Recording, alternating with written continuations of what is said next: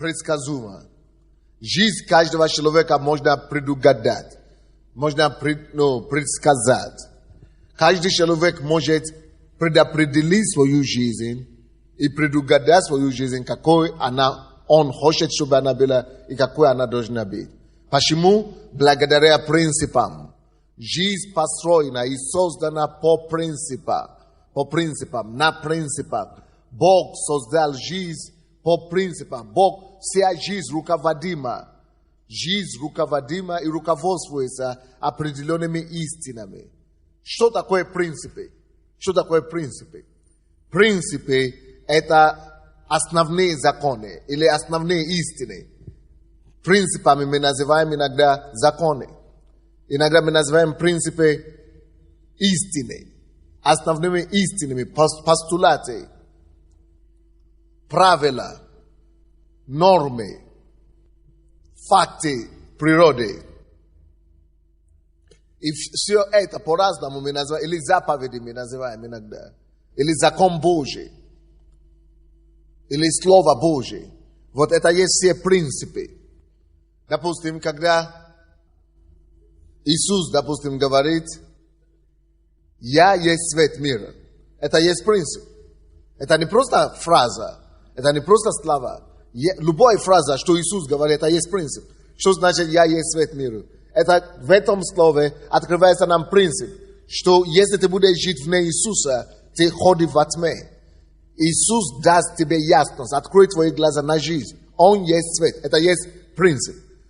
Скажите мне еще любое слово Иисуса. Скажите кто-нибудь, любую фразу. Я вам скажу, какой там принцип. Весь соль земли, допустим. Весь соль земли. Это есть принцип. Какой здесь принцип? Это значит, что люди, которые живут по истинам Слова Божьего, по заповедям Слова Божьего, благодаря них земля существует. Они есть соль земли, они ставят вкус жизни. Или Иисус скажет, уверовавший в меня не умрет вовек. Это есть принцип. Кто верит и живет по словам Иисуса, то не умрет, то будет жить вечно. Это есть принцип. То есть все Слово Божье есть принципы. Поэтому мы живем по Слову Божьему, поэтому мы читаем Библию. И поэтому вы не должны просто читать Библию как Библия. Вы не только должны брать Библию как книга Слова Божьего абстрактно. Нет. Вы должны смотреть и рассматривать на эти Слова Божьи, на Библию как принципы. Что такое принципы? Принципы – это то, что дает нам понять, на какие истины мир создан, на какие истины держат мир, и какие эти истины, по которым я могу вести свою жизнь, и зная, что если я буду вести свою жизнь по этим принципам, то эти принципы меня не подводят. Я могу рассчитывать на то, что у меня будут определенные законы и определенные результаты, благодаря тому, что я живу по этим определенным законам. Если я буду жить по этим определенным законам, я имею право рассчитывать на определенные результаты, которые имели те или иные люди, которые жили по этим же правилам. Что такое правила? Что такое принципы? Что такое законы? Это значит, что если человек слушается и соблюдает определенные законы, он будет иметь такой же исходный результат, или он будет иметь окончательный, конечный результат, как этот закон обещает, или как написано в этом законе, или как кто-то уже это сделал. То есть, это как бы дорожка, как это сказать, это паспорт, это, допустим, если вы купите какой-то продукт или аппаратуру, если вы будете следить за паспортом, и по паспорту, и по инструкции, сделать то, что вам говорят, вы получите тот результат, окончательный результат, который вам обещают. Если он говорит, сделайте это так, включите это сюда, если вы включите это сюда, это включите сюда, и это так сделайте, это двигайте сюда. Если вы это сделаете, и вы не получили результат, значит, либо вы не правильно следовали инструкции, либо вы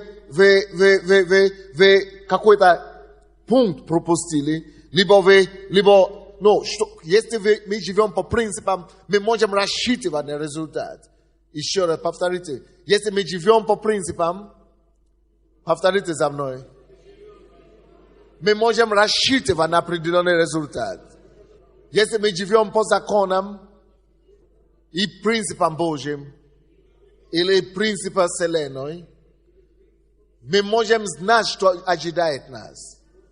Мы можем рассчитывать на определенные результаты. У кого из вас есть мобильный телефон? Помашите рукой, у кого есть мобильный телефон? Кто из вас когда-то не знал, что такое мобильный телефон? Не знал, как использовать. Все мы не знали. Но когда вы взяли мобильный телефон, вы видите, что в каждый мобильный телефон написано выход, или меню, или имена, или что-то такое написано. Правильно? Вы следуете этим инструкциям. Или вы считаете по паспорту, который вам дали. Или кто-то вам подсказывает, как использовать и эксплуатировать эти инструкции. И как эти инструкции, что это есть в данном случае? Это есть принципы, по которым можно эксплуатировать этот телефон. Или законы, или правила, или инструкции, по которым этот телефон. Если вы будете следовать по этим правилам и принципам, вы получите результат. Вы сможете заводить туда имена ваших друзей. Вам обещали, что вы сможете заводить имена ваших людей. Следуйте инструкцию. И вы увидите, убедите в том, что действительно имена зашли. Вы сможете звонить, и этот звонок дойдет до 5 километров или 10 километров от вас, или другой город. Если вы следуете инструкции и делаете по всем инструкции, вы будете дозвониться. Так жизнь вся построена. Еще раз хочу вам говорить.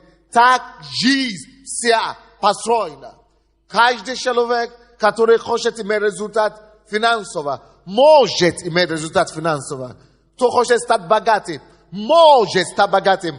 Это неправда, что кому-то дано быть богатым, кому-то не дано быть богатым. Это ложь и обман. Пожалуйста, не верьте таким извращением и обманом.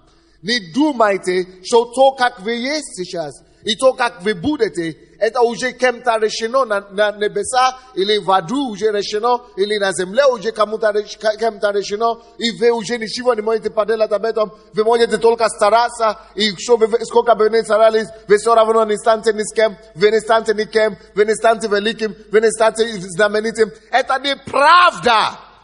Вам только надо выяснить, что знают богатые, что знают великие, что знают знаменитые. Если вы сможете знать то, что они знают, вы сможете стать, кем они стали.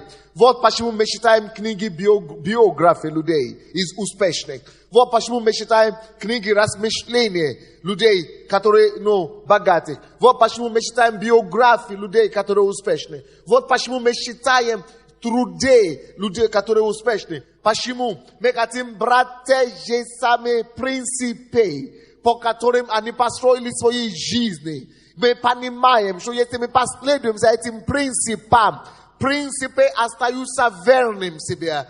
Принципы не подводят. Это мы можем подвести. Может быть, они нам не рассказали все. Или это мы не дисциплинировали себя до конца, чтобы следовать за этим принципом. Но принципы не подводят. Принципы остаются верным себе. Каждый из вас, кто здесь сидит, вы можете стать кем хотите, если кто-то уже этим был. Если кто-то уже стал таким, если кто-то уже достигал такие результаты, если кто-то уже это сделал, значит, любой сможет это повторить, если он захочет. Непонятно. Это итак, снимите эти планки с вашей головы. Снимите эти крыши, ограничивающие вас до сих пор. Снимите эти ограничения разума. Снимите тут же все закрытые двери, все сочиненные истории и оправдания, и рассказы, почему у вас не получится. Снимите всякие ограничения. Снимите всякие препоны, или как мы говорим, преграды с вашей дороги.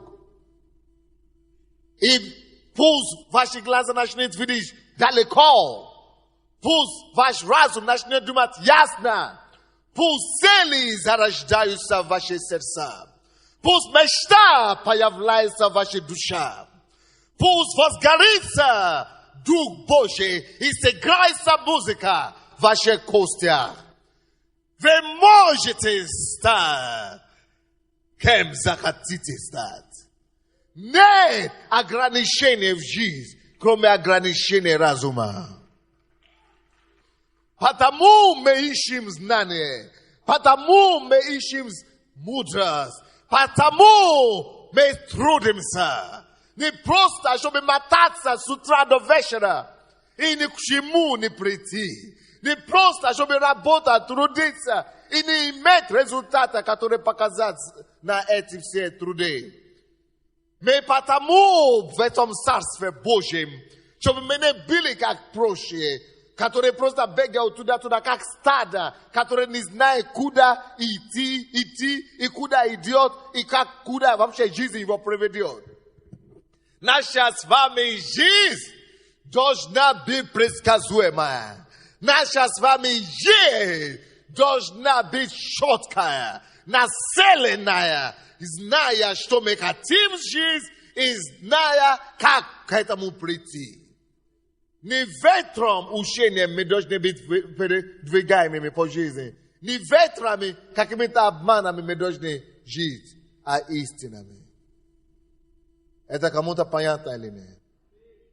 У вас выбор сегодня. Строить свою жизнь либо на принципах, на истинах, на законах природы и Божьей, и духовной, и другие. Или строить свою жизнь на... У вас выбор есть. Либо строить на эти законы, которые мы говорим, либо строить его на настроениях. Пишите. Как большинство людей живут вокруг нас. Люди живут по настроениям. Встал сегодня утром. И мне плохо, не пойду. На сегодня плохая погода. Некоторые строят свою жизнь по погоде. Некоторые строят свою жизнь по мифам.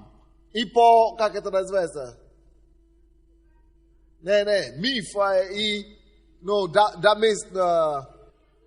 домыслы, суеверия.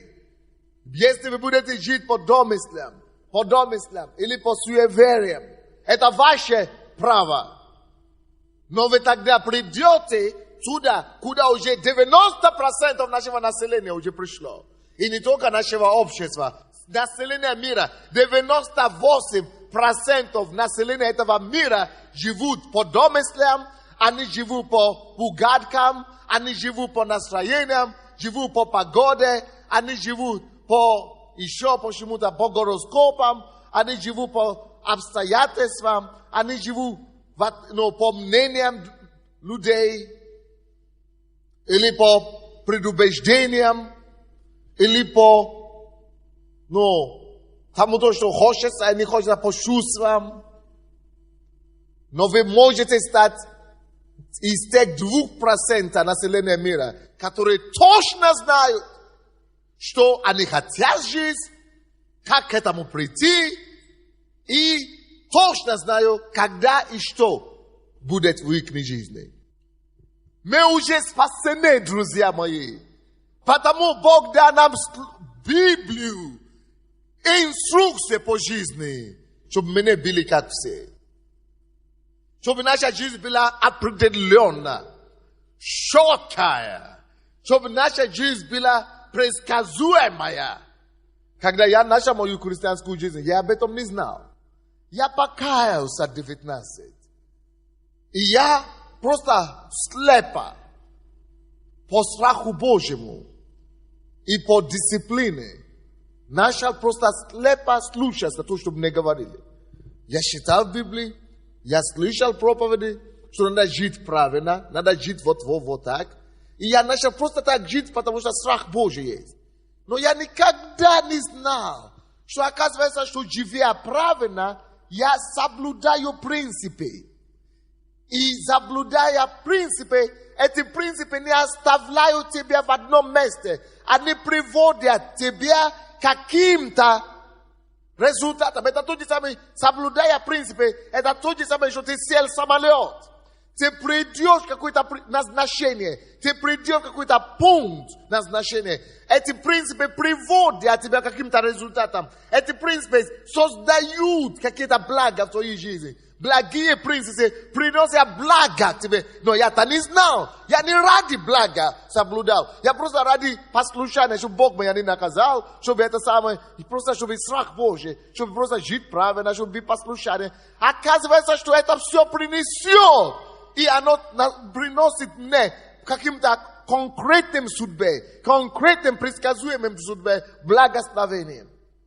И теперь на сегодняшний день мне так открылись глаза, я так понял это. Я говорю, Боже мой, спасибо тебе, Боже, что ты мне дал от слепа. Потому что в чем особенности принципов и законов? Неважно, вы сознательно исполняете их, или сознательно нарушаете их, вы получите либо их благо и пользу, либо вы получите их наказание. Еще что принципы делают? Принципы защищают тебя. О, Боже мой, сколько людей, мои ровесники, друзья, которые со мной в эту страну приехали, некоторые зашли с ума, некоторые заболели, некоторые, уже, не знаю, уже умерли. Разные судьбы. Но вы знаете, почему я еще остался на таких? Я думал, что это потому, что я Бога знаю. Я знаю людей, которые среди них тоже верующие, тоже Бога знаю. И все равно разные судьбы. Почему все равно я был сохранен? Потому что Бог не лицеприятен. Бог не говорит, вы верите в меня? О, я вам буду лицеприятен, я буду вам исключен.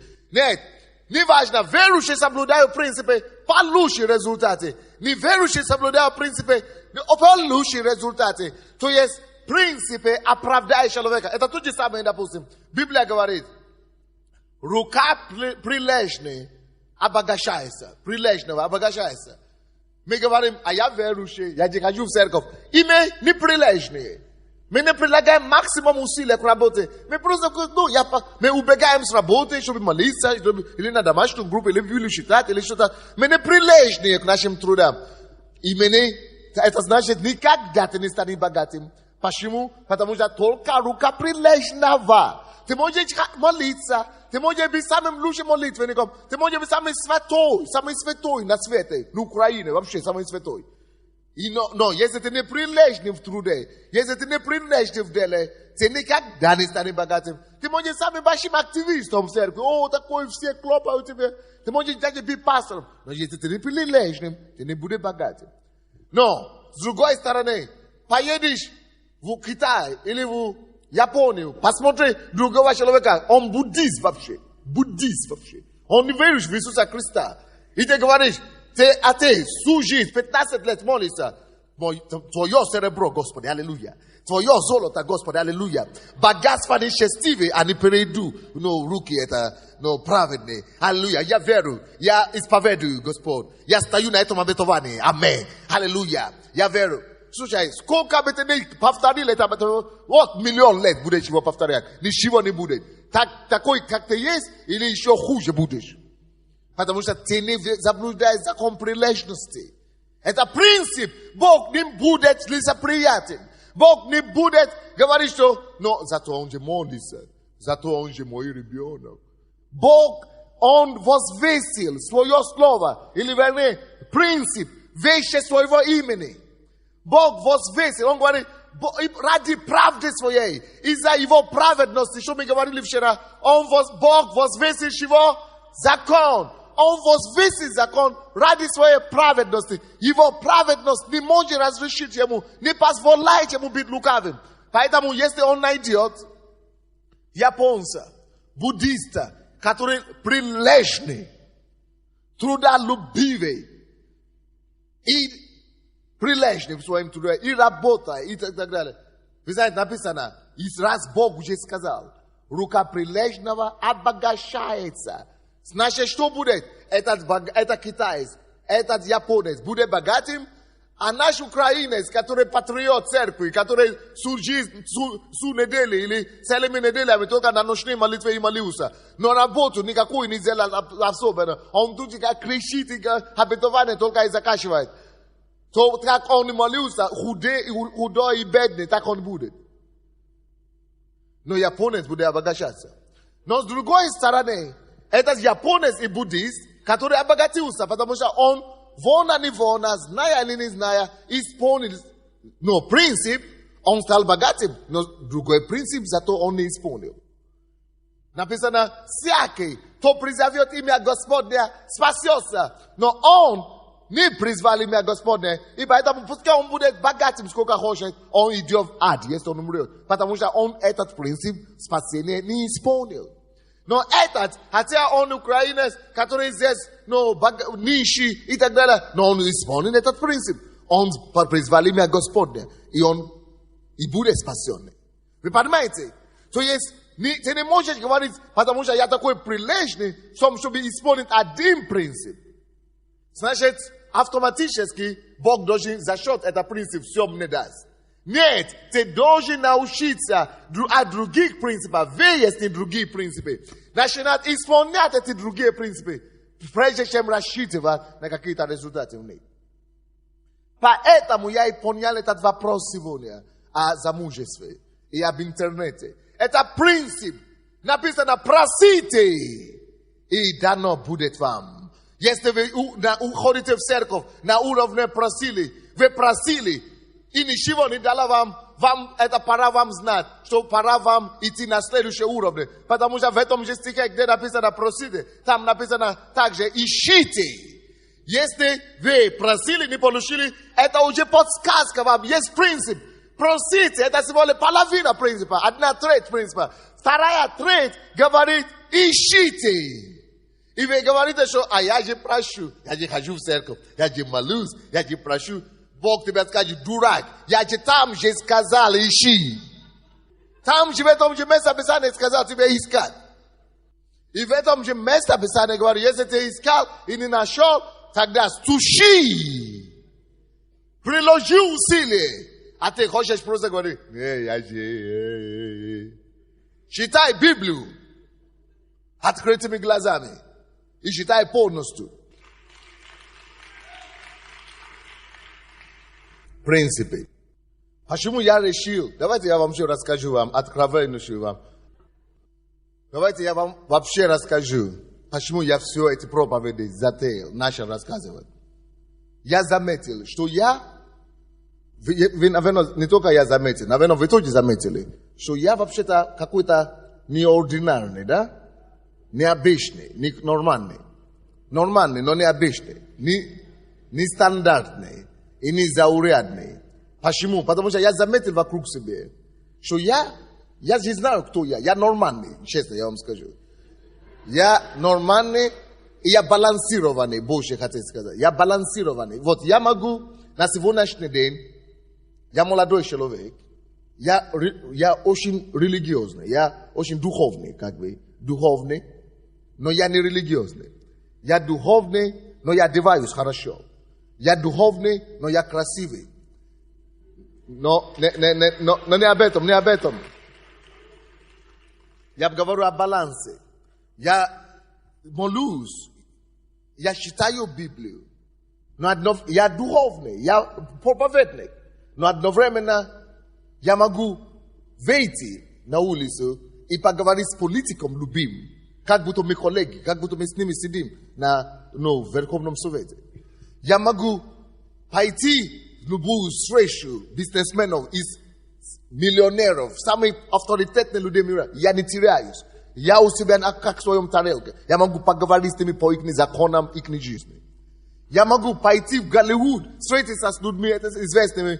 И я могу, вы подумаете, что я среди них тоже. Не потому что я одеваюсь так, а потому что я знаю законы. Я могу говорить любому человеку, и я могу понять. Я могу заниматься спортом, я могу кушать, я могу не кушать, я могу быть везде любим. И я вижу, что я многогранный вообще-то. И я потом заметил, к сожалению, вокруг себя, что вокруг себя что-то to moi pastore, national pastore do členov cerkve. Какие-то они, особенно пасторы, какие-то они непонятные. Они все, хорошо, ладно, они уже нашли Бога, научились молиться. И все, только на этом и все. Научили, я же научил их читать Библию, я же научил их молиться. И такое впечатление, что ничего больше в мире уже не существует.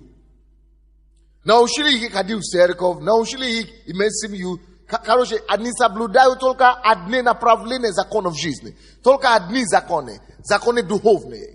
Многие из них не знают законы физиологии. Многие не знают законы вообще Вселенной. Многие не знают законы вообще, цивильные. Многие вообще не знают законы успеха. Многие вообще законы финансов, даже не в курсе. Многие просто живут этими законами духовными. Все. Хорошо, ладно, мы нашли Бога, и все, нам ничего уже не надо. И я вижу, что вокруг себя, может быть, еще София чуть-чуть там. Но вокруг себя вообще все какие-то равные, какие-то. Я говорю, это проблема. И это проблема однобокости. Это проблема того, что люди думают, что раз мы духовные, значит, ни о чем другой больше нельзя думать. Но посмотрите на меня, я же ваш лидер. Я могу говорить, я могу по телевизору, я могу, но я не знаю, может быть, это не видно или что ли? Может быть, это не заметно, может быть, это я просто думаю, что заметно. Поэтому я понял, я пришел к выводу, что мои люди просто не знают других сфер жизни. Они не знают, что соблюдая одни законы духовные, далеко не поедешь в этом физическом мире. Если речь идет об этом физическом мире, если речь идет о мире материи и физики, есть свои законы, которые нам также надо знать, и нам надо уважать, и нам надо жить по них, чтобы быть в ногу цивилизации. Не знаю, что я обижаю вас, да? Но я должен говорить об этом.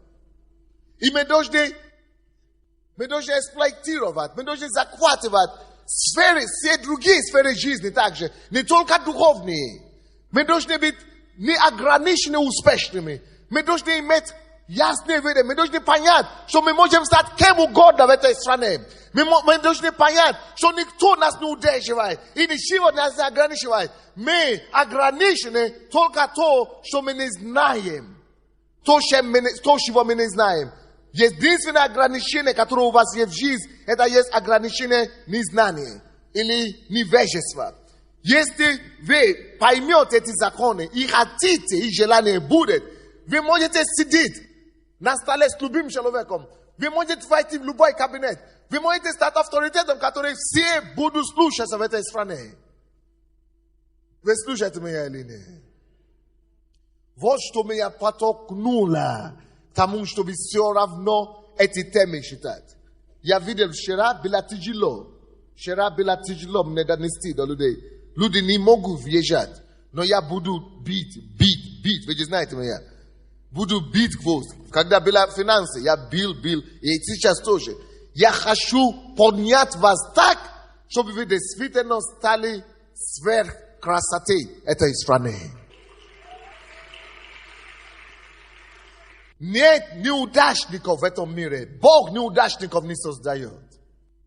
Он создал вас со всеми необходимыми материалами, потенциалами, способными, чтобы вы стали не хуже никого.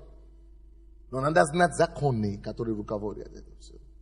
Итак, не живите по обещаниям, не живите по настроениям, не живите по обстоятельствам, по каким-то домыслам. Давайте будем знать законы жизни и будем жить по ним.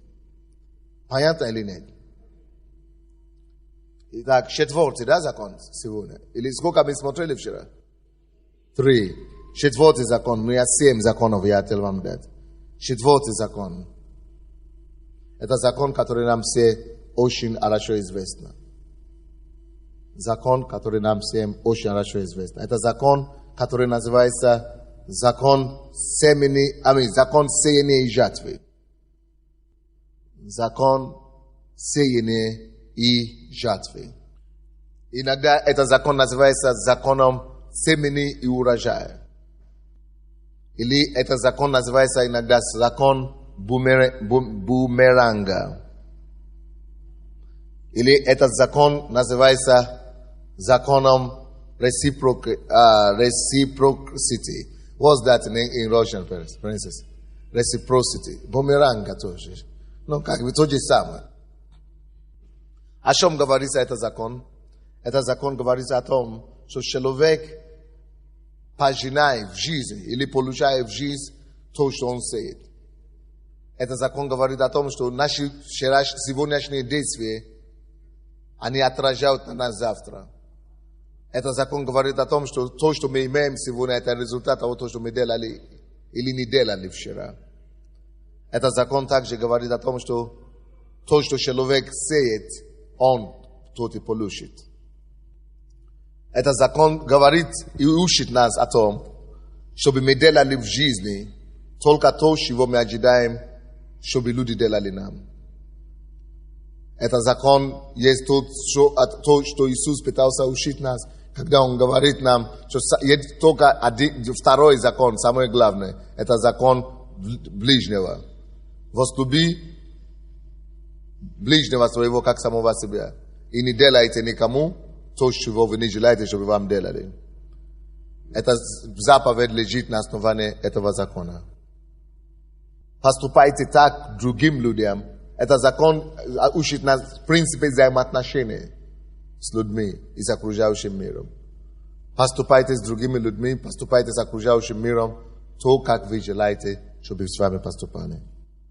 Если вы будете делать зло, вы по-другому, по-любому это зло тоже пожнете. Либо косвенно, либо непосредственно. Вы хотите, чтобы люди были добрыми к вам, будьте добрым к ним. Если вы жестоки к людям, нельзя ожидать, чтобы они будут добрыми к вам. Галатам 6, 7, 9 написано о том, что Бог поругаем не бывает. Что человек сеет, то и пожнет. Этот закон также говорит о том, что Бог дает семя сеющему. Тот, кто не сеет, тот, кто ничего не делает, он ничего не получает. Если вы не будете сеять, если вы хотите, о чем это говорит, если вы хотите, чтобы люди были добры к вам, начните вы сами сначала быть добрым. Бог дает семя сеющим. Начните сеять, тогда Бог вам даст еще больше семя. Это значит, что не требуйте, чтобы вас люди любили. Бог дает семя сеющему. Вы сначала начните любить, тогда Бог вам даст. Это значит, не ожидайте, чтобы кто-то благословил вас финансово или как-то. Бог дает семя только тому, кто уже сеет, сеющему, кто сам уже сеет. Начните себя, прежде что, чего вы ожидаете от других. Начните это сами делать другим, прежде чем рассчитывать на то, что кто-то вам это даст.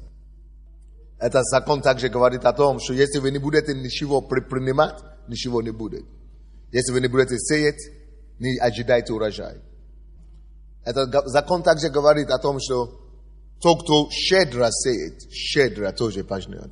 То есть сколько масштаб и количество ваших благословений и ваших результатов зависит от масштаба ваших усилий. Этот закон говорит о том, что нельзя приложить мало усилий и требовать большой урожай. Нельзя приложить мало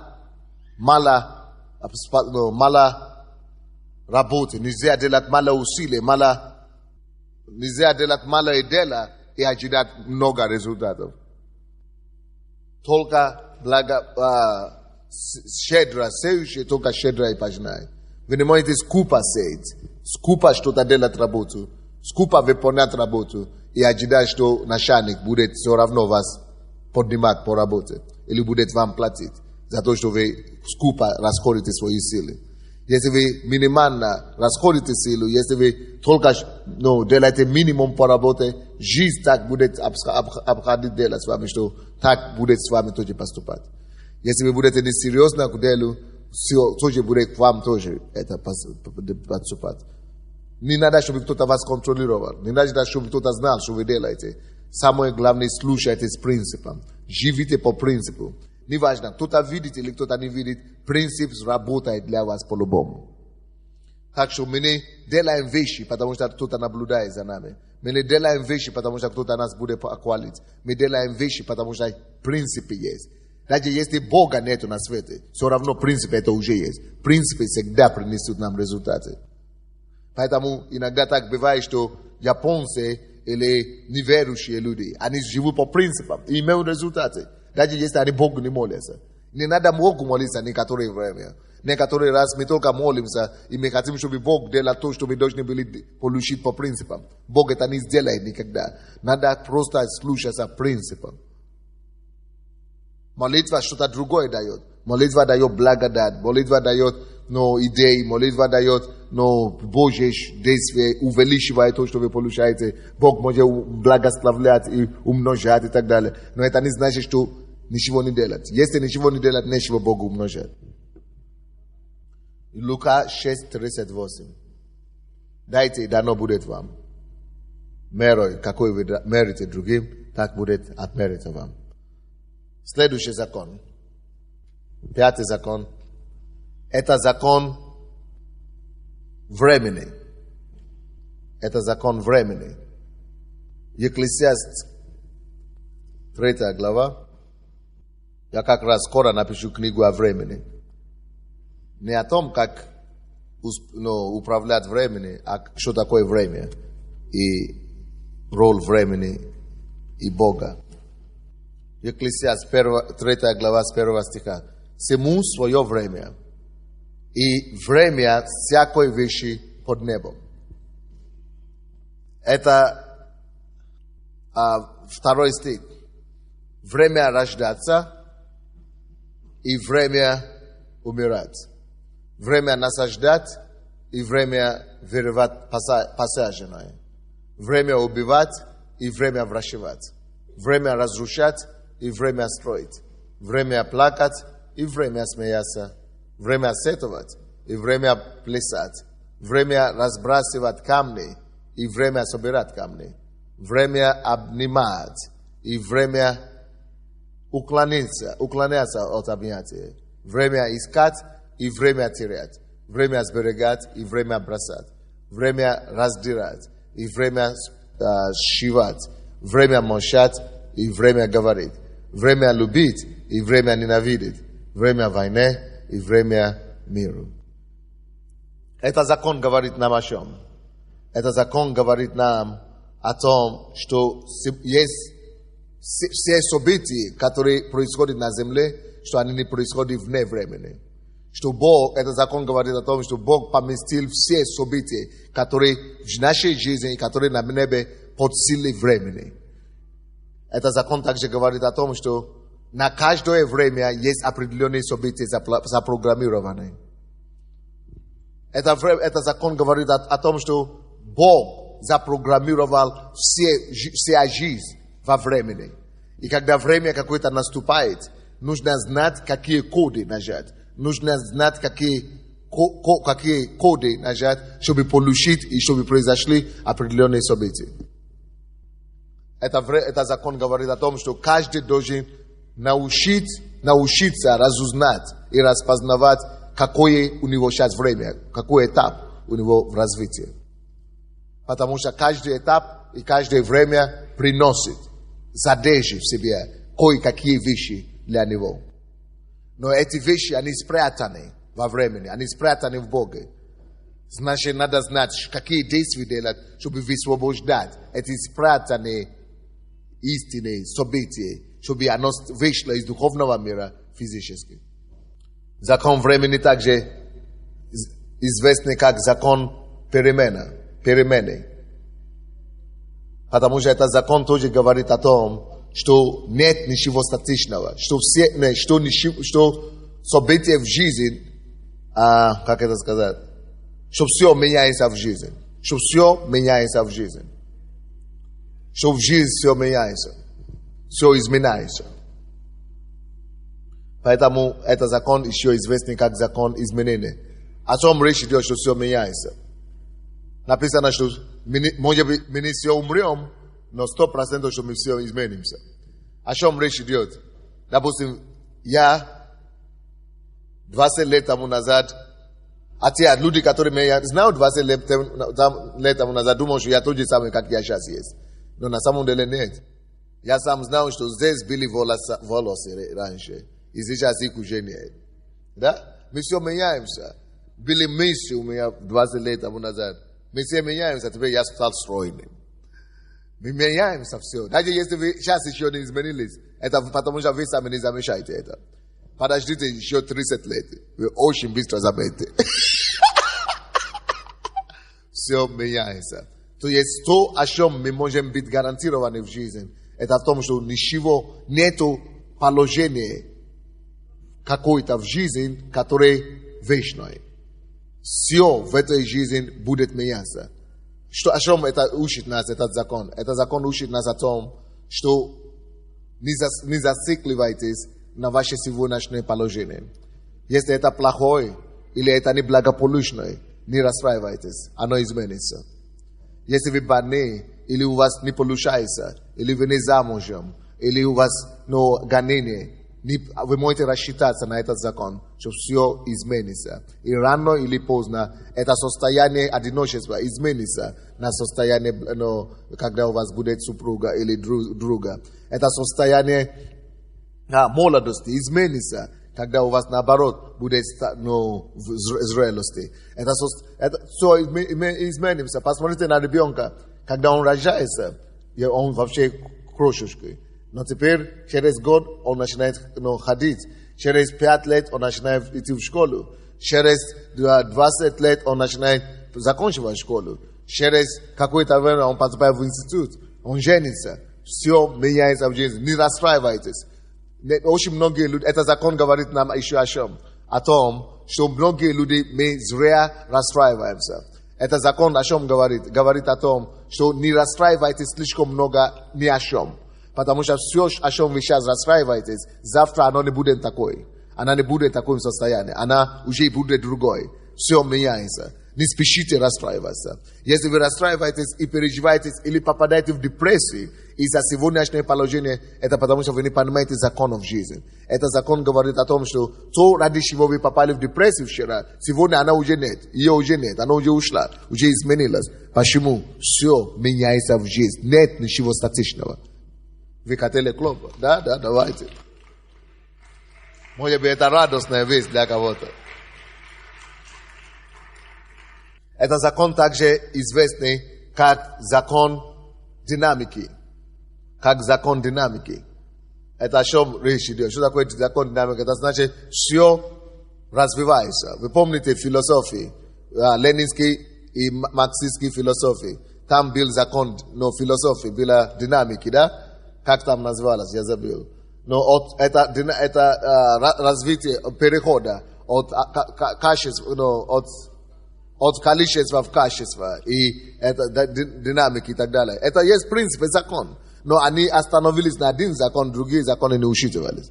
Это была их проблема. Надо балансировать все. Все переходит от худшего состояния в лучшее состояние. И все переходит от какое-то состояния в другое состояние. Даже если мы умрем, когда мы состаримся и умрем, мы переходим из худшего состояния в лучшее. Потому что наше тело смертное приобретает несмертное тело. Это закон такой. Мы сеется не тление, но поднимается в славе.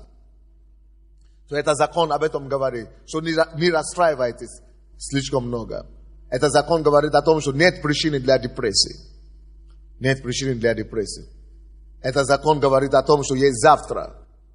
Это закон говорит о том, что какой бы ни была густая ночь, что будет славное утро. Это закон говорит о том, что никогда не зацикливайтесь на вашу ночь. Потому что после ночи будет все равно яркая заря. Яркая заря. Яркая заря. Поэтому это закон учит нас надеяться на лучшее. Это закон учит нас смотреть на будущее и вперед. На английском есть такое пословица: no condition is permanent. No condition is permanent. No condition is permanent. Это говорит о том, что нету обстоятельства, которые не меняются. То есть нет таких обстоятельств, которые не изменялись бы. Даже если вы так говорите, что не меняется и ничего не изменилось, это потому что вы не заметили его. Но все равно меняется. Каждый день мир, наша планета, Земля двигается вокруг Солнца. Каждый день движение идет. Поэтому это закон еще называется закон динамики. Каждый день движение идет.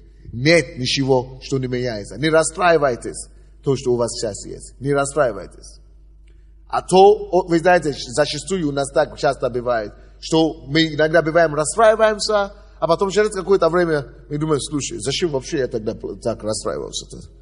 Потому что нету смысла. Это закон говорит об этом. Екклесиаст 3, 1 по 8 стихи, которые мы читали, как раз говорит об этом. Время плакать, но после плача всегда идет смех. Время смеяться. Время сетовать, но если после сетования будет плясание. Это закон тоже говорит о том, что хотя, может быть, сегодня, на сегодняшний день, обстоятельства складываются не в пользу вас, наоборот, против вас. Этот закон говорит о том, что наша реакция – это самое главное, что определяет обстоятельства, задавит нас, или мы пойдем над обстоятельством. Это закон говорит о том, что главное не то, что с вами происходит в жизни, а главное, как вы на него реагируете. Этот закон говорит о том, что если вы будете реагировать по такой позиции, спокойствие, что ничего пройдет, то действительно вы переживете эту ситуацию. Но если вы расстраиваетесь в позиции расстройства, что уже все конец, что действительно оно задавит вас. Так что этот закон говорит о том, что обстоятельства не есть владычество над нами, не есть господство над нами, но что мы можем стать господствовать над обстоятельствами через наши правильные реакции. Неважно, кто вас ненавидит. Если вы будете любить, вы пожнете любовь в конце дня. Неважно, как муж относится. Неважно, как дети не воспринимают. Неважно, как жена относится. Если вы будете правильно относиться, вы будете смеяться в конце. Это закон об этом говорит. Следующий закон. Это закон, который называется The Law of Attractions. The Law of Attractions. Закон притяжения. Закон притяжения. Что такое закон притяжения? Это еще называется по-другому. Можно назвать закон притяжения либо закон магнетизма. Это закон еще называется закон магнетизма. О чем говорится этот закон? Это закон говорит о том, что то, чем мы живем, приходит к нам. Или по-другому, можно сказать, этот закон говорит и утверждает, что то, о чем вы постоянно, чем вы живете в размышлениях, притягивается к вам. Ваши размышления приходят к вам. То, чем вы живете, то, чем вы думаете, оно приходит к вам. Притчи 23:7, 23:6. Эти законы все написаны в Библии. Притчи 23:7. Потому что каковы мысли в душе его, таков и он. Ешь и пей, говорит он тебе, то он одно говорит. Но на самом деле, каковы мысли у него в сердце, а в сердце у него не с тобой. Каковы у него мысли, таков он. Не важно, что он говорит наружу, не важно, что он рисуется, но какие у него мысли, то, чем он живет, такой он. Этот закон тоже говорит о том, что человек становится таким, какой, над чем он размышляет постоянно. Этот закон называется закон магнетизма, потому что этот закон утверждает, что к человеку идет то, чего он посчитает. Что то, чего вы посчитаете, оно притягивает. Вы притягиваете то, чего вы цените. Вы притягиваете то, чего вы посчитаете.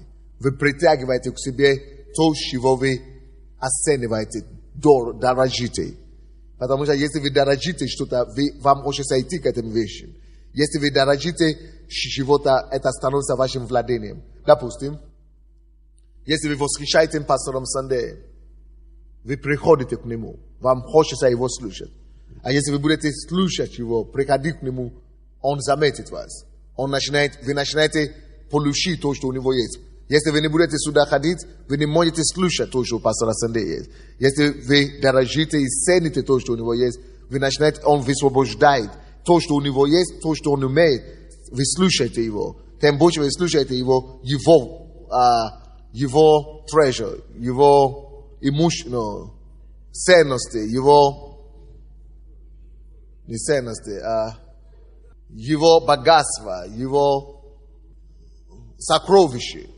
Его сокровище становится вашим сокровищем. То, что у него внутри, то, что делает его такой, то, что вы видели, то, что вам понравилось, то, что вы оценили.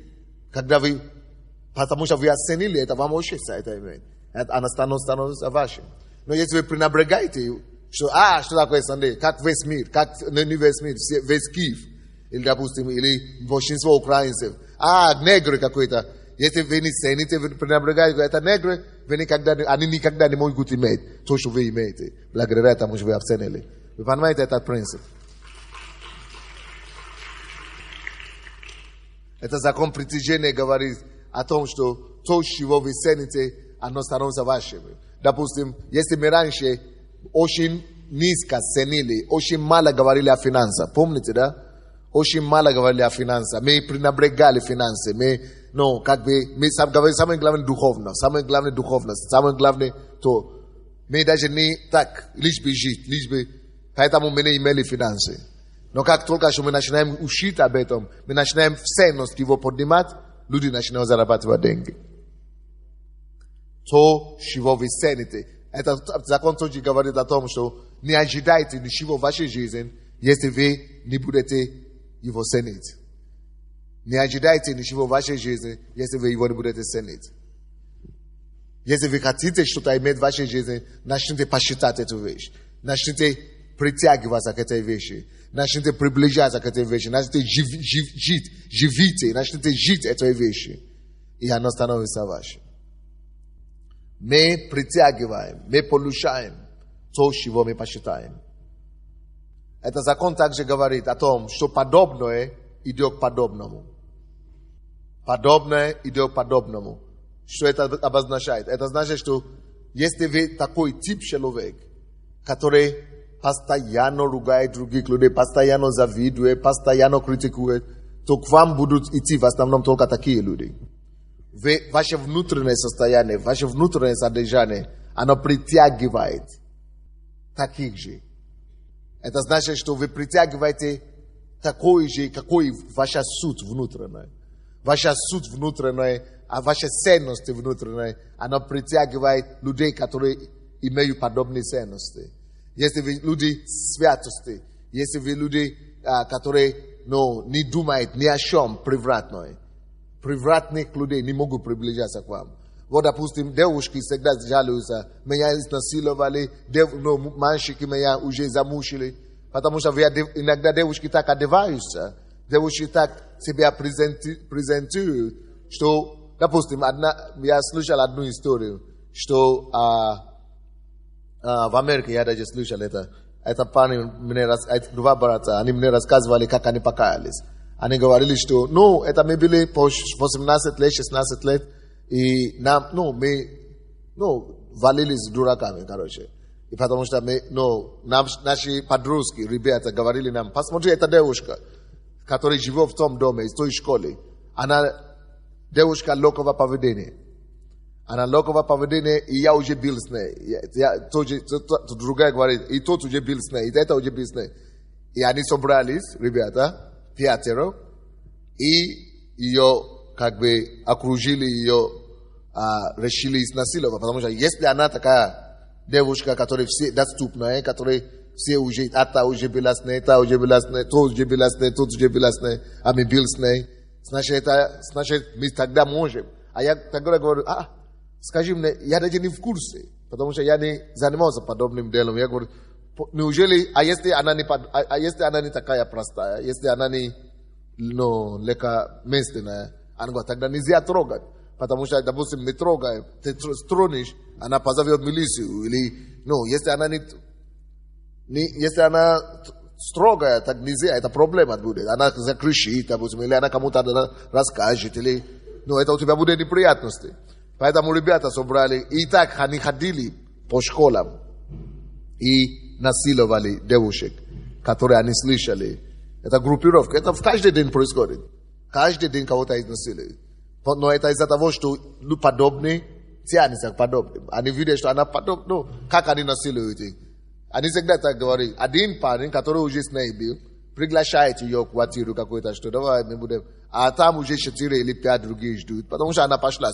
А если бы она не такая, она бы не пошла. И однажды, они мне рассказали такой, когда я задал такой вопрос, что, а если девушка не легкое поведение, она говорит, тяжело, невозможно. Они говорят, допустим, у нас была такая ситуация, что девушка, нам рассказали, доложили, что вот очередная девушка легкое поведение, и мы решили ее пригласить. И она пришла, потому что одна одноклассница, она думает, что по-доброму, просто потому что знакомая, потому что кто-то за нее ухаживал, она пришла. Обманули ее, каким-то хитростью, ее завели туда и решили ее изнасиловать. Но она была девушка, оказывается. Она была не легкого поведения. И она такой, что 5 человек не могли ее изнасиловать. Потому что она не хотела, она не такая. И они говорили, что мало того, что мы не успели, мы не смогли ее изнасиловать. 5 мужчин. Мы еще попали под статью, поэтому мы и покаялись. Потому что эта девушка пришла домой, потому что других девушек, все, кого мы изнасиловали, тут мы даже не успели ничего делать, и то она подала заявление. А те, кого мы даже изнасиловали, тогда никто ничего не говорит, потому что это не первый раз у них, потому что у них, может быть, групповой не было, но они живут такую жизнь. И поэтому они говорят, но эта девушка, потому что мы ошиблись, она пошла, рассказала маме, мама вместе с ней пошли. А те мы ее не изнасиловали. Но оказывается, что есть тоже такая статья, попытка изнасилования. И что мы попали под попытку изнасилования. И наши родители были верующими. Мы думали, что они недалекие. И когда теперь статья уже грозила, мы уже дали Богу слово, что Господи, что-нибудь сделай. Если ты избавишь нас от тюрьмы, мы даем тебе слово, что мы пойдем за родителями в церковь. Теперь они оба пасторы. Чему я это говорю? Вот это закон об этом говорит. Поэтому будьте порядочными внутри, и порядочные люди будут к вам идти. Прощайте людей, будьте прощающими. Прощайте все, любите все. И вы не беспокойтесь ни в грамму. А вас будут делать пакости, другие люди вас будут разочаровать и так далее. Но не все равно продолжайте любить. Прощайте, вы убедитесь, вы удивитесь о том, что действительно вас, такие люди в основном будут и окружать. Понятно или не совсем? Этот закон говорит о том, что человек, что мысли человека работают как магнит. Что мысли человека работают как магнит. Поэтому этот закон говорит, что каковыми мыслями человек живет, именно такие вещи приходят к нему, с одной стороны. И каковыми мыслями человек живет, именно по таким мыслям он начинает поступать. Что мысли определяют поступки. И каковыми мыслями человек живет, таковыми он становится. На английском есть такая пословица, которая говорит о том, что birds of the same feather flock together. Birds of the same feather flock together. Это говорится, как это по-русски, что птицы одной породы летят вместе, или как там, парят вместе, как? Есть ли такой пословица по-русски?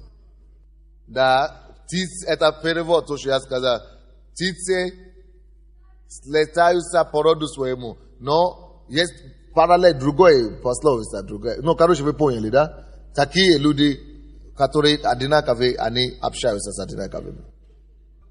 Яблоко от яблони недалеко падает. Да, яблоко от яблони недалеко падает. Вы знаете, этот закон тоже говорит о том, что мы воздействуем на друг друга. Что наши мысли каковыми мыслями, что мысли человека это как магнитные волны. Магнитные волны. Что когда вы находитесь вокруг человека, иногда этот человек еще ничего не говорит, но вы уже думаете что-то о нем. Вы думаете, почему у нас возникают мысли и впечатления о нем? Потому что передается волны нам, магнитные, то, что чем человек живет. Поэтому особенно, когда люди живут теми же самыми мыслями, волны у них сходятся. И они тянутся друг к другу. Этот закон говорит о том, что если мы хотим, чтобы люди положительные приходили к нам и окружали нас, чтобы мы сами были положительными людям. И этот закон также говорит о том, что сейте любовь, сейте добро, и вы будете притягивать добро и любовь в себе. И вы станете такими, и ваши действия будут соответствующие. Следующий закон. Это 4 уже, да? 7. Последний закон на сегодняшний день. Это закон, который называется The Law of Comparison. The Law of Comparison. Я не знаю, как это назвать. Это, можно сказать, закон. Это еще закон иногда называется закон The Law of Relativism or Relativity. Что все относительно. Вот закон относительности. Вот, понял. Закон относительности. Это говорит, что все относительно в этой жизни. О чем учит нас этот закон? Этот закон учит нас о том, что не все так плохо, как вы думаете. Все относительно. Что все состояние, которое вы находитесь, и где вы нашли себе, что это не такой плохой, как вы думаете.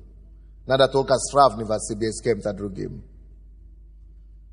Это закон говорит нам и учит нас о том, что не пени себя, не убивай себя, не распини себя. И не ненавидь себя и жизнь, потому что ты находишься в каких-то неблагоприятных обстоятельствах. Если ты будешь смотреть на другие и сравнивать себя, ты всегда найдешь людей, которые хуже тебя. Этот закон говорит о том, что мы должны быть благодарными в жизни. И мы должны жить жизнью поклонения Богу, благодарности Богу. Потому что если вы сказали, что я бедный, но очень много богатых людей, которые имеют деньги, не бедные, но у них нет жизни. Если вы здоровы, подумайте о том, что есть люди, которые даже не могут дышать сами. Нужна аппаратура, чтобы дышали. Если вы сказали, что вы болеете, благодарите Бога, что вы еще можете ходить своими ногами. Есть слишком много больных, которые даже не встают с постели. Если вы сказали, что ваша ситуация очень плохо, вы даже не можете руку использовать или ногу использовать. Подумайте о тех людей, которые уже десятилетиями лежат, не могут даже передвигать тела постели. Их носят в туалет и обратно. И кормят, они даже не могут глотать сами. Все относительно в этой жизни, друзья мои. Всегда благодарите за воздух. Благодарите за кислород. Благодарите за нос, который можете дышать. Благодарите за рот, который может кушать. Благодарите за уши, которые могут слушать. Благодарите за око, который может видеть. Благодарите за руки, которые работают. Благодарите за ноги, которые двигаются. Какой бы ни была плохой ситуации, где вы находитесь, все хорошо. Все хорошо. Бог добрый. И вы всегда можете наслаждаться жизнью, если вы только научитесь. Это закон благодарения. Этот закон говорит нам о том, что истина нам неизвестна ни в чем, пока мы не сравниваем эту истину с чем-то другим. Истина проявляется только в сравнении. Истина познается только в сравнении. То есть твое истинное положение, ты еще не видишь твое истинное положение. Ты сможешь твое истинное положение увидеть только когда ты начинаешь сравнивать это положение с чем-то другое. Истина приходит на свет, когда ты начинаешь сравнивать. истина остается в сравнении. Это закон говорит о том, что кому-то хуже вас. Что как бы вам плохо не было, вы можете кому-то помочь. Это закон говорит о том, что нужно быть добрым всегда. И не надо зацикливаться на свои проблемы, потому что кому-то еще хуже. Это закон говорит о том, что когда вам будет плохо и тяжело, найдите кого еще тяжелее и помогите им.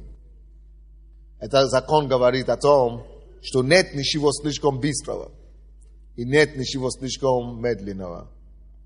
Это закон говорит о том, что нет ничего малого и нет ничего большого. Потому что когда вы сравните их с чем-то другим, то, что большое, может стать малое. То, что маленькое, может стать большое. Когда сравнивается с чем-то другим. То, что быстрое, может стать медленное, когда вы сравниваете его с чем-то. То, что вы сказали медленное, может стать быстрое, когда вы с чем-то другим сравниваете. Этот закон говорит, по крайней мере, что жизнь относительно.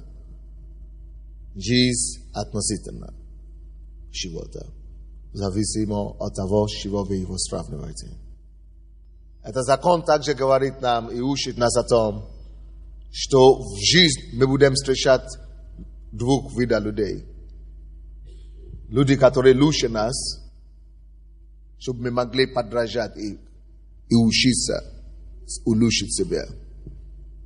И люди, которые хуже нас, чтобы мы могли помочь им и показать им добрые и положительные примеры и улучшить их. Непонятно? Это закон говорит о том, что мы все каждый день должны чего-то брать от жизни, учиться. Это закон говорит о том, что не суди, чтобы не быть судим. Когда ты видишь, кто хуже тебе, увидь это как возможность решить по какую-то проблему, послужить. Когда ты видишь кто лучше тебе, увидь это как возможность себе смириться. И сказать, я еще не такой, какой я думал, что я хороший. Я могу, вместо того, чтобы ругать того, кто лучше меня, могу смириться и говорить, Господи, помоги мне стать тоже еще лучше, чем как этот человек. Вместо того, чтобы его критиковать и ругать. Этот закон тоже говорит о том, что никому не разрешено жить в негативе, в отрицательной эмоции. Почему? Что если отрицательная эмоция приходит к вам, негативы, отрицательные мысли приходят к вам, только подумайте о том, о тех, кому еще хуже. И начните благодарить. Этот закон говорит о том, что если вы сможете сравнивать все ваши ситуации с чем-то другим или с кем-то другим, то вы всегда можете быть радостным человеком. Что нет причин для печали. Вы всегда можете найти причины, чтобы благодарить и чтобы быть счастливы. Жизнь счастливая, жизнь классная и жизнь есть благословение. Дайте Богу славу сегодня.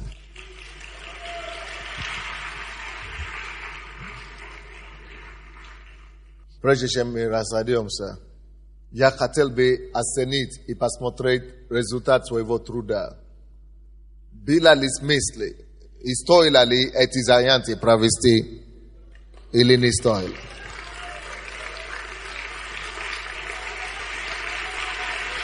Теперь стоп. Это для меня. Я хочу выяснить. Я не хочу теперь, чтобы вы свидетельствовали. Я не хочу, чтобы вы мне рассказали, какие планы, как вы будете применять, как вчера. Теперь совсем другой у меня вопрос. Такой вопрос. Кто был на эти уроки, либо в одном, либо в двух, либо в трех, и вы думаете, что действительно что-то это принесло, масштаб, изменение какое-то в вашей жизни. Вы думаете, действительно это благословение, что-то изменилось. Вчера я имел возможность слышать пастора Эдика, и он мне рассказывал действительно, какие эти движения, изменения происходят в нем. Если вы думаете, что какие-то действительно это вы ждали этого, или это что-то другое принесло вам, хотелось бы послушать пару таких людей, прежде чем мы разойдемся, и я буду молиться за вас. Пожалуйста, есть такие люди, которые бы хотели сказать, какие ваши впечатления? Просто впечатление. Что вы думаете, это сделает для вас?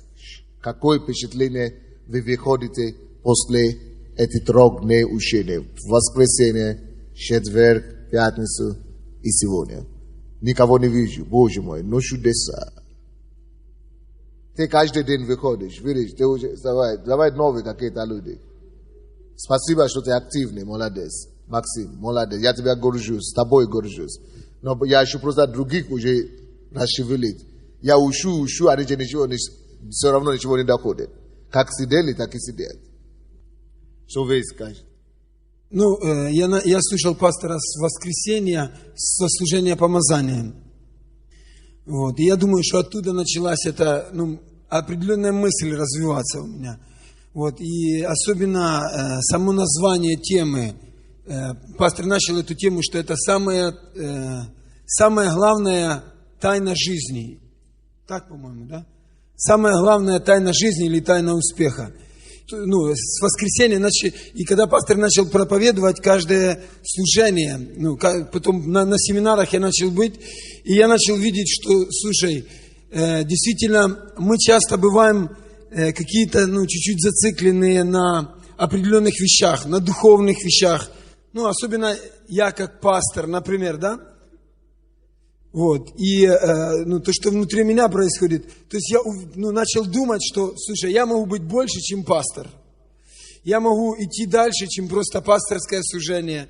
Я могу не только заниматься пасторством, я могу начинать какие-то другие вообще проекты в своей жизни. Но я думаю, что вот именно это основное, что можно шагнуть чуть-чуть дальше, не то, что чуть-чуть, а можно шагнуть дальше пасторства, можно шагнуть гораздо дальше, можно войти в какие-то сферы, что можно заниматься тем, можно заниматься этим, можно пробовать себя в каких-то других вещах, в политике, может быть, можно пробовать себя и в бизнесе, во всем, в разных направлениях. Что ты не ограничен, да? Да, то, что, Не забудьте эти мысли, самое главное мысль этой недели, что жизнь предсказуема. Что это сделало для вас? Дайте микрофон, пожалуйста, другой. Спасибо. Здравствуйте, дорогая церковь. Я приехала из Черкасской области, меня зовут Наташа. Я покаялась в 2000 году, когда у меня родился проблемный ребенок. Потом через некие обстоятельства... Не надо историю. Скажите, что сделало для вас?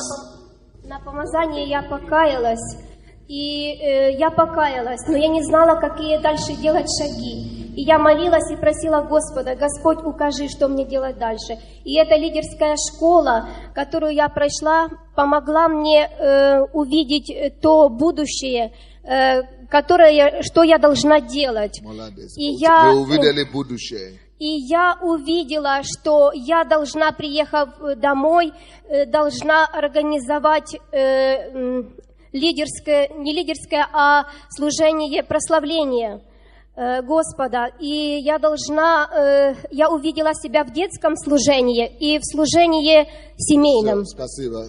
Спасибо. Будьте благословенны. Пожалуйста, не ходите сзади. Я очень волнуюсь, аж руки вспотели. Честно говоря, не хотела выходить. Я знаю, что у меня призвание миллиардера. И та школа, которую пастор дал сегодня, не сегодня, а на этой неделе, вот по этим законам я знаю, что я до миллиарда дойду. У меня, честно говоря, сейчас только в начале пути, но миллиард у меня здесь. И эта школа, она просто открыла мне двери. И сегодня Бог показал мне планы на 30 лет, что я буду делать в течение 30 лет, как благодаря этому миллиарду откроется просто церковь без стен. Мне помогла эта лидерская школа в первую очередь то, что я для себя увидел это. Я начинал изучать и английский, и историю, и о политике, и автобиографии, и многие вещи, это как предметы какие-то, да, определенные. Я начинал их изучать, чувствовал, есть на это благодать, но начинал, раз что-то новое приходило, надо это изучать. Я это откладывал, хватался за то, это отлаживал. Но у меня четко пришло, На этой лидерской школе четкое понимание, нужно все систематизировать и всем этим заниматься параллельно. И я в состоянии это делать. То есть, у меня есть возможность и ресурсы это систематически все это охватить и одновременно, просто как в школе предметы, английский, алгебра, геометрия. Очень хороший вывод, спасибо большое. Очень конкретно, четко. Вот слушай, я еще раз утвердился в том, что пастор нам говорил, то, что я начал практиковать раньше, год, 2-3 назад. Вот, допустим, по закону магнетизма. Была ситуация у меня с машиной. Но из-за нее вообще никто даже $300 не хотел брать. Но я говорю, Господь, просто такой мысли были, что она стоит больше, чем 300 тысяч. И мы начали мыслить, просто мыслить, что и этот человек сам придет и уговорит, чтобы я ему продал эту машину. Пришло время, буквально месяц, он сам пришел, сам просто шел и забрел почему-то. И уговорил, чтобы мы ему продали именно за эту сумму. Hello, my name is John. I'm from America. Здравствуйте, меня зовут Джон, я из Америки. I've been here since Sunday, and this man has wisdom. Please listen to him. I think he's going to raise up 2,000 millionaires, not 1,000. Этот человек имеет большую мудрость, и слушайтесь ему, он поднимет 1,000 миллионеров и даже миллиардеров. Больше даже. The principles he's teaching about, they work very well. А принципы, которые он учит, они работают, очень сильно работают. The law of reproduction. Закон воспроизведения. God has given me wisdom in the last few years of taking small amounts of money and reading about very wealthy people who've become billionaires. Господь дал мне мудрость показать, как брать маленькое количество денег и поднимать много людей. И многие люди стали миллионерами и миллиардерами. How to raise money for God's kingdom by setting up large funds with small amounts of money over the incubation time of a period of time. You can do this. Как превратить маленькое количество денег в большое количество дел в этот инкубационный период и поднять большое количество денег для Царства Божьего. So I'm just here as a witness to listen to this man, what he's saying, it will work in your lives. Просто я хотел засвидетельствовать, что это действительно работает в жизни, в моей жизни. И слушайте этого человека, слушайте эти принципы. The fund that I'm looking at is going to be worth, when I die, $350 million. Те деньги, с которыми я работаю, это три личные деньги. Личный фонд, личный мой фонд, когда я умру, будет $350 миллионов. And then each year the fund will pay out 5% interest to charity, which would be like $20 million a year each year to charity. It'll pay out forever. И каждый год на протяжении каждый год 5%, что будет составлять 20 миллионов, каждый год будет приноситься как пожертвования в разные общественные организации, христианские организации. So I have to say,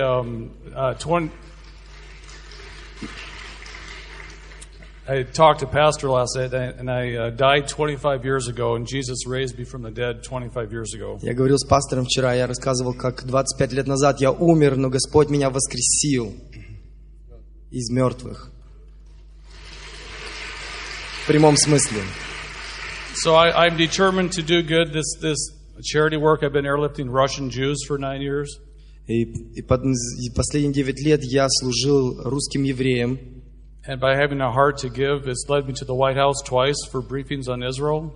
И из-за моего сердца, которое было направлено на то, чтобы давать, меня призывали в Белый дом и по поводу Израиля. And if you have the same heart to give, God will raise you up in time to high levels of importance if you remain humble under this. И если вы будете тоже иметь такое сердце, то Господь вас поднимет. Если вы будете смиренны, Господь вас поднимет до такого же уровня, как и поднял меня. And God has a plan for every one of your lives. Even before the foundation of the earth, He knew exactly what you were going to do. Господь имел план для каждого из вас до того, когда Он даже сформировал землю. So praise God. God is good. Слава Богу, Господь благ. On What is the percentage of the burnt you had? 70% third-degree burns.